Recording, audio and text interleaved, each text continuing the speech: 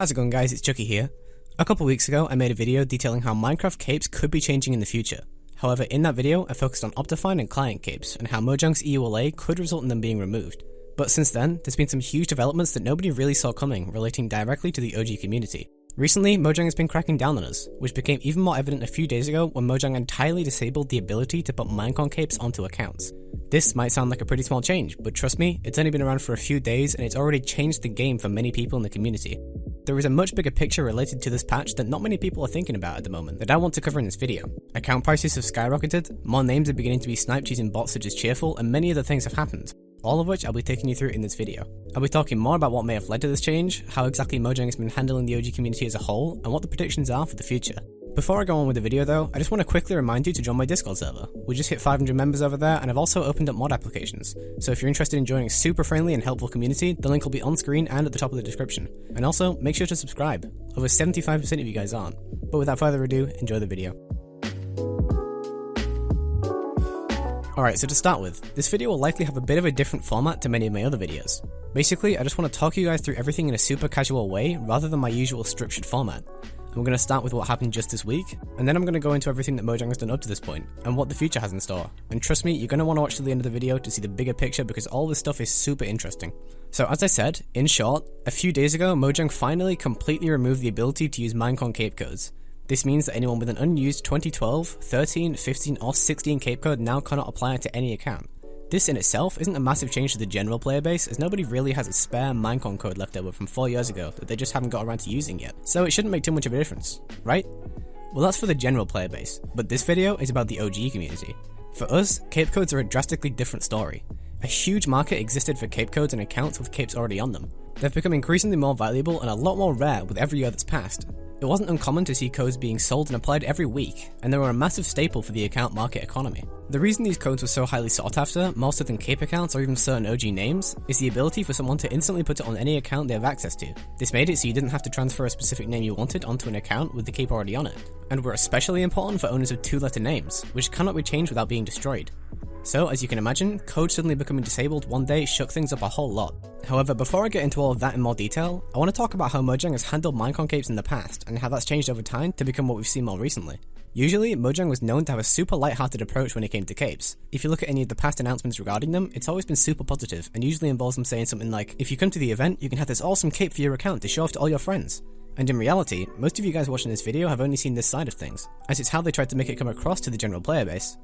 And that's broadly how it stayed since they introduced them.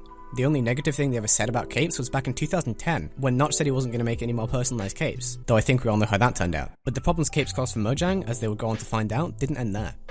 To understand this, let's dive a little into the history of codes and more specifically how they worked. Many of you will know that directly after most of the Minecons, applying cape codes was an extremely simple process. Usually you were sent a link over email where you logged into your account via the link and the cape could be applied to your account. But as you may be able to tell, this made it very easy for people to trade these codes. After every convention, more and more eBay listings either selling the actual redemption link for the cape or just people trying to scam would pop up. People eventually realized that they have actual value, and so people started going to the conventions with the sole purpose of getting codes off of parents who don't play the games or other people. Jumping forward a couple years after Minecon 2016, Mojang announced that they were stopping support for the capes, with the idea in mind that anyone that still legitimately has one didn't really care and wouldn't need it, and all those that did care had redeemed them. So you'd have thought that this was the end of the story for codes. They disabled the ability to claim them through the redemption link, and in most cases even denied applying them via support requests. But obviously, that wasn't entirely the case. A simple method was found relatively fast that allowed people to claim these codes by sending a request through Mojang's API. Many people thought it was a super secret method that only a few people know about, but it was actually really simple. But again, this was in essence a glitch. Capes were never meant to be redeemable past 2018, and it wasn't intended for people to be able to do this, but it didn't really seem as though Mojang knew or cared about it. This, by the way, is the first of many confusing things that Mojang has done that I'll be bringing up in this video, so try not to stress about it too much for now. Originally, Mojang never really paid the OG community much attention, but over time, they started speaking out about us, most notably in a post called Want to Report a Bad Guy? The title is really all you need to know. The article was essentially to let people know how to report big account resellers, hackers, and even individual buyers. As usual, it was worded in a very light-hearted way, but it did let us know that Mojang acknowledges the OG community, and recent events have started to prove that they keep tabs on us a little bit more. What is interesting though, is how they never mentioned selling codes at all. To put it simply, it seemed as though Mojang either still had full confidence that their method of shutting off codes was working fine, or just didn't care. So their priority was worrying about cape and OG accounts. There really isn't any concrete reasoning behind why Mojang finally realized and patched the bug that allowed cape codes to be applied up to 2020. Some possibilities can relate this to the invalid thing that happened a couple weeks ago, bringing up API bugs as a whole to their attention, or it could be what's happening in the community recently. And believe me, there's a whole lot to talk about here.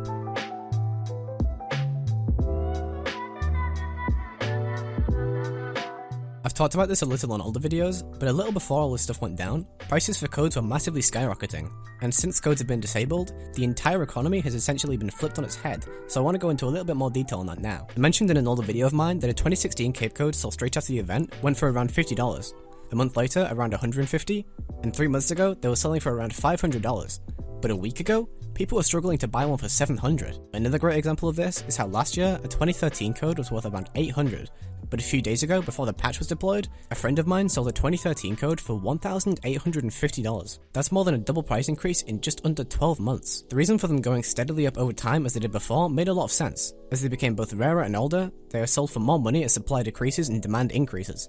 But that doesn't explain the more recent spike in prices. Sure, I've seen a lot of people wanting capes recently, but there's always been a decently high demand for codes. The answer is actually surprisingly simple, and can be attributed to a couple of people. One example of this being the owner of the account Dad. I don't want to go into too much detail on who these people are as it's not super important, but the main thing to know is that they have money, and a lot of it.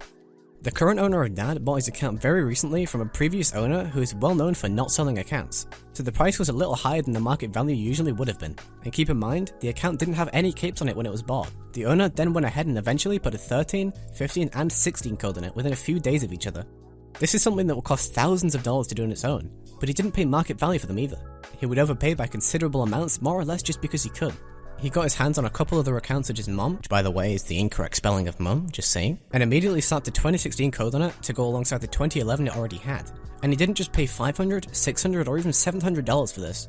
At the time, due to heavily increased demand, 2016 capes were going for a minimum of $900. So because recently new prominent members of the OG community began scooping up cape codes for such obscene prices, nobody wanted to list a code up for sale for a normal price, or even just take offers on them, because they knew people like this would just come in and take it regardless for a much higher price. It got to the point with so many people like this joining the community that there are now over 7,000 accounts with 2016 capes on them, something people specifically said they never thought would happen a month ago. So with so many codes being put on so recently, people more outside the community started to realize. You can imagine if a regular player saw a new 2012 cape being added by looking at the number on NameMC, they'd be confused and ask Mojang if they're still giving them out, or if they can get one themselves. You wouldn't typically see 3 or 5 new capes suddenly be applied for an event that took place nearly a decade ago. And unfortunately for some, it seems as though Mojang finally decided to do something about this, something extra to add to their growing list of things they've done to combat the OG community. The endpoint used to apply cape codes through the API was completely and suddenly hidden without warning last week.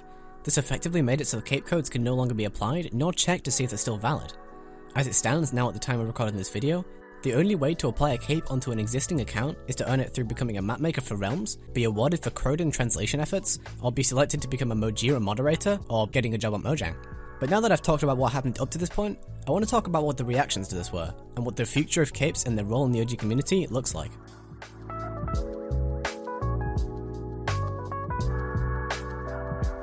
If I was to sum up the couple of days after the patch of cape codes in a single word, it'd have to be chaotic. People were obviously very annoyed for one of 2 reasons. Either they were holding on to one or more valid cape codes that they were waiting to sell, or they had plans to code an account in the future but hadn't quite saved enough money or just hadn't got round to it. For some people in an instant, dreams of owning multiple caped accounts or time spent saving up for their favourite cape were just made impossible. Personally, I wasn't too affected as I'd never had plans to code my account, but I've been DM'd constantly over the last week or so with people asking if it's real, if there's a new method, or if certain codes still work, among other related things. So just for everyone's safety and for the sake of being smart, I'm just going to reiterate that any existing codes do not work. If you see anybody trying to sell a cape code, it is definitely a scam. Also, some people have begun trying to sell previously unused ones, claiming in the future they might come back, and that buying it for now cheap is a good investment. But just remember to be smart. I don't promote account or cape selling myself, but there isn't even a way to verify if a code is legitimate or not anymore, and it's unlikely that cape codes for previous years will make a return, but more on that later. Everyone in the community had basically just assumed that cape codes were always going to be around. There was still a decent supply of them left, and more were being recovered as time went on. It isn't hard to see why people had a bunch of plans to cape many different accounts, whether it be a personal account that they just wanted one of their favourite Minecon capes on when they never had chance to go to the convention, or accounts that would have been the first and only of their kind, such as certain people buy say 2011 accounts with the intentions of making them have all 5 capes, or even a 5 cape OG. even some 2-letters such as Mr. and PC, the only active 2-letters with the possibility of ever becoming the first 5 Cape 2 character, will never have a chance to go through with these plans.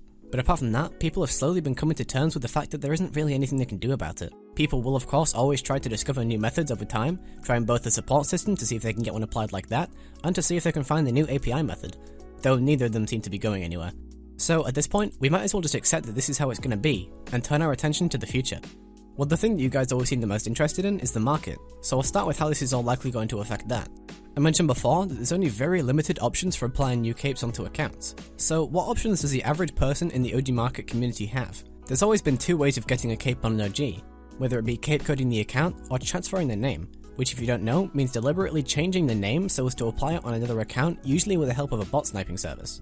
The name would go onto an account that already has a cape applied on it. So for example, someone who has a 2013 cape account decides to resell it, and the person who buys it transfers an OG onto that account to make it a cape OG.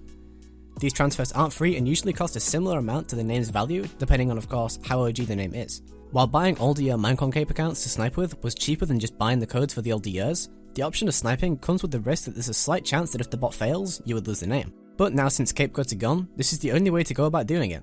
It won't come as any surprise that this and the fact that the number of capes now is completely limited has driven the prices up for cape accounts immensely. For example, depending on the information an account would come with, such as the original email and transaction ID, a pre-named 2012 used to sell for around $160 back in 2016. Of course, as years went on, prices increased, changing to $180 a couple years later and even $220 ending up being the absolute tops of recent years. However, with news now being out that the codes of 2012 Minecon capes have gone for good, the prices have gone up dramatically, consistently selling for above $300 as of late.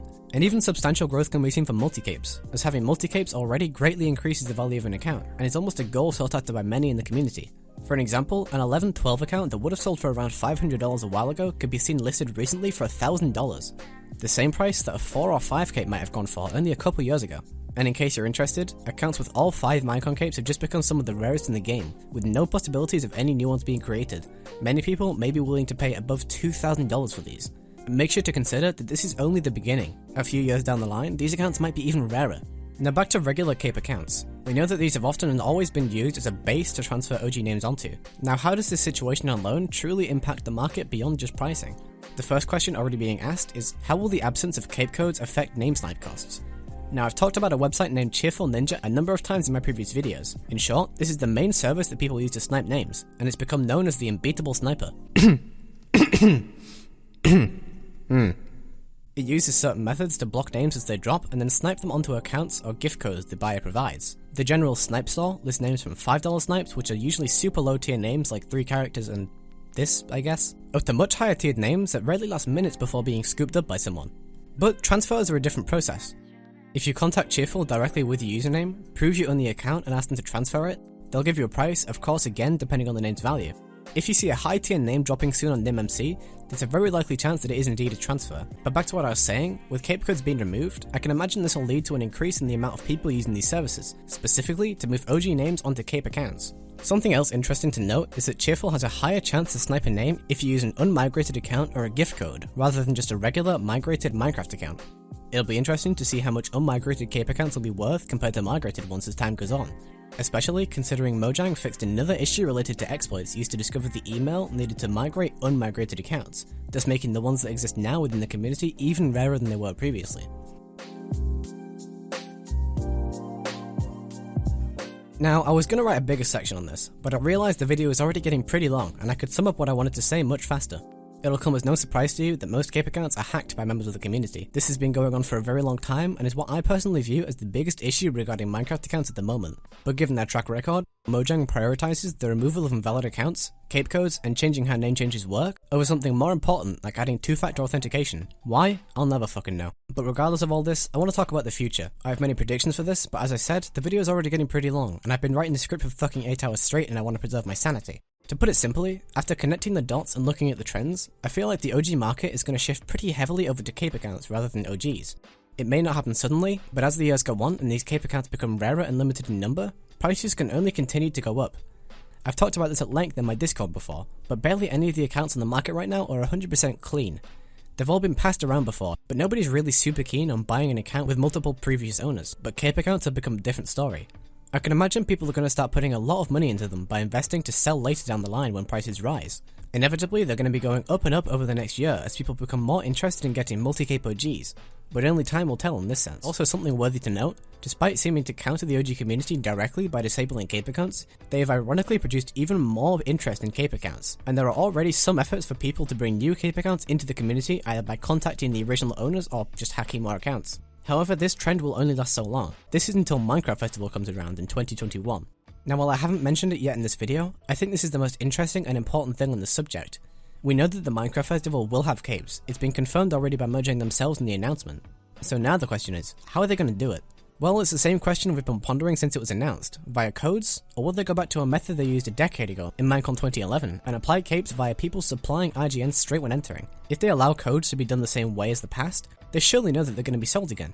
But if they are committed to countering the market community, this suggests that it will be done via different ways, though it's unclear how until we get any additional information. And one final thing to point out here is that Mojang has always held codes to a different standard, almost like a grey area for the market community. They encourage giving capes to family members, friends, etc. for those who attend Minecons. They have never outright said buying codes violates their TOS or EULA agreement, not like buying cape accounts and OG accounts do. And they know several people, including YouTubers and Realms mapmakers, have openly said that they bought their cape codes. They even went as far as to say that Cobalt capes, the limited capes won throughout various tournaments and challenges in Mojang's game Cobalt, were allowed to be given to a friend of the winner's choosing instead of themselves. With all that being said, it seems that the patching of cape codes is another step taken by Mojang to get real with the OG community rather than just a simple bug fix. The way Mojang has been handling the OG community now makes it seem as though they'll be going back to the applying at event method for Minecraft Festival 2021, removing the need for these codes entirely. Though again, it is entirely up to speculation. Personally, this is what I would prefer. It'd mean a lot less people would end up getting the cape, making them much more special, especially for those with OGs, and stopping the market being flooded for weeks after the event with people selling codes for extremely cheap. But if they did happen to go with codes, I'd imagine Mojang may be more cautious with it this time. If they didn't completely rework applying them, they would have to re-enable the endpoint in the API, possibly opening up the ability to use older cape codes again, but it is likely they'd find a way around this. Also, I can't imagine they'd make the same mistake of letting people use them for years after the event.